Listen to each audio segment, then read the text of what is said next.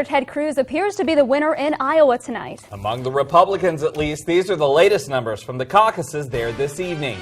Cruz has a slight lead over his closest candidates, Donald Trump and Marco Rubio, who were very close.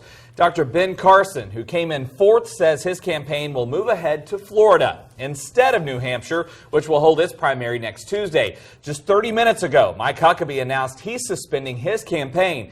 Meanwhile, it's a close race between Democratic presidential candidates Hillary Clinton and Bernie Sanders. Clinton has almost 50% of the votes, while Sanders is just slightly behind.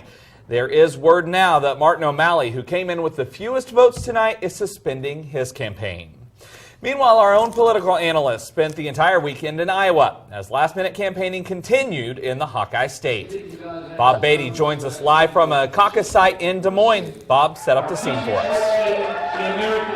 I'm in Woolley's Bar and Grill in Des Moines, Iowa, where behind me, Martin O'Malley is announcing the suspension of his campaign.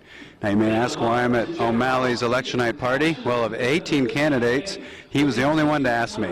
What a night it's been in Iowa. Over 3,000 separate caucuses, in some places record turnout.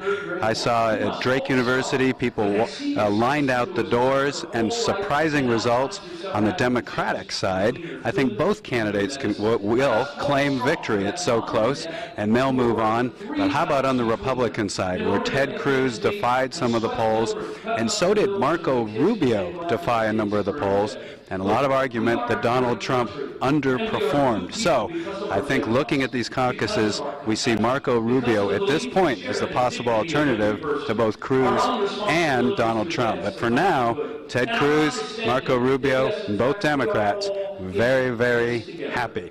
Now behind me, not so happy, Martin O'Malley. But he put up a great fight. He ran a classic Iowa campaign, and so it's fitting that we're here to see him say good night to the voters of Iowa. Bob Beatty, KSNT News. Thank you, Bob, and drive safe home from Iowa. And now that the Iowa caucuses are drawing to an end, now begins an 8-day sprint in New Hampshire.